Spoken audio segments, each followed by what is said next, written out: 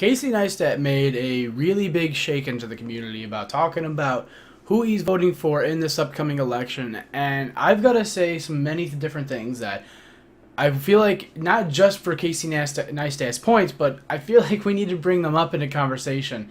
But my biggest thing is that we're 20 days away from the election. The last debate has just ended.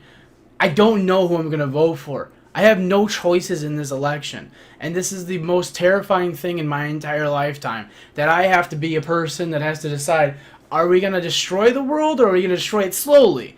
I can't figure it out, man. I'm 25 years old. I work part-time and go to school full-time. I try to make ends meet. None of these candidates speak to me in a way that even resonates to the minor amount of extent that makes sense. Because I'm a logical person. I know at the end of the day, Jill Stein's eradicate the student debt thing is a horrible idea. I think we need student debt. We need people who are paying into the economy to help actually give back so that we have some form of revenue actually coming into the United States. Now, I'm not saying that we should allow people like colleges to go and exploit students and spend $20,000 for a semester. There are some crazy colleges out there. I go to a community college and I'm very fortunate enough to only have to pay about $2,400 per semester. I could front that working full-time by myself, but I'm more than happy to pay that type of bill, and I'm getting grants now, but still, the point being, I'm more than happy to pay that bill being fronted to me, and it means that we can actually give back to the economy. So Jill Stein and Hillary Clinton bringing up these ideas, sometimes they're good, but most of the times they're insane, like making community colleges free. I think that's a fantastic idea. We need to expand people's educations because now jobs really require that. High school is no longer just an option. You can barely make by just by having a high school education. I think some of the best jobs out there, as stupid as it to say, they don't need college education. So we need to find that healthy balance that allows people who maybe they don't want to act, they want to go for that job. They want to work, they want to grind it up the corporate ladder.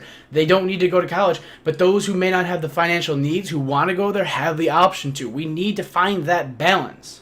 In our cybersecurity, these are the issues that are prominent to me. In our cybersecurity, nobody's talking about things that are relevant. Every time these questions get asked and every time they're brought up, nobody just thinks maybe we should talk about that people are stealing our information. They're selling it. They're giving it away. Our information's constantly being tapped into. And in my opinion, it's a great violation of your privacy. It's one of the biggest problems, in my opinion, that somebody's allowed to just take my information and sell it off to companies without ever having a second thought. And in my opinion, a lot of other companies, they use this and they exploit this. And I feel like this is a big issue, and we keep sidestepping the issue every time it's brought up. The fact that Trump has so many plans and ideas in motion that he has no real method to actually implement them, aka building the wall, aka making trade really difficult with other countries, bringing back businesses to America. He has no solid plan into actually bringing up how we're going to actually do that. Is this actually a possibility? Because every time I hear about it and I hear about the plans,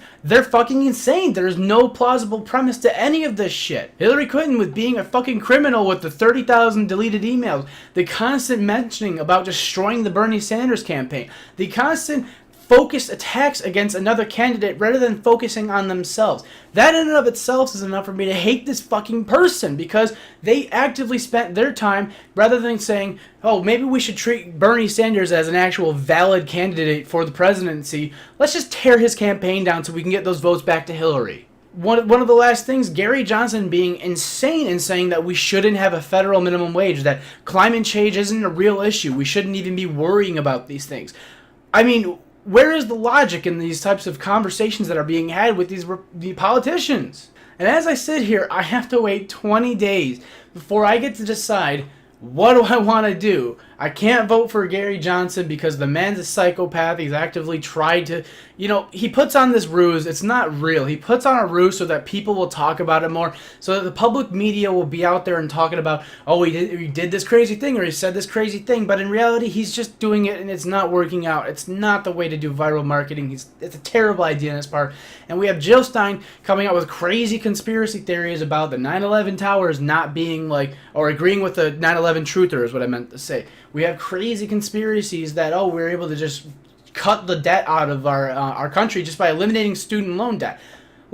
Who fucking thinks that? Oh, let's just make more money. Like, that was a big thing. Actually, I'm taking that actually from John Oliver's thing, but just creating this surplus of money. Do you not understand how basic inflation works? I'm stupid. I barely understand inflation, but I know that you can't just make money and have it all make the other, like, debt just disappear. It doesn't work that way. And now we're stuck with the two decisions of Trump or Hillary. And I really looked to this last debate to be like, please, somebody give me a glimmer of hope. Give me the single thing that you can say that makes me go, okay, they're not going to fuck up too much. It won't be too crazy. But I'm stuck with this thought now of one of two things. And this is the whole crux of my argument. Who do I want to vote for? Do I vote for Trump, who's going to be so fucking entertaining? You can't deny it. He's entertaining. He's going to be so fucking entertaining. But he's going to fuck everything up. And I think that little bit of fucking everything up will eventually translate to, oh, okay, well, we'll take it. We'll deal with the crazy or shit, like bad things are happening, but we'll deal with it for now. Maybe there's a reason behind it.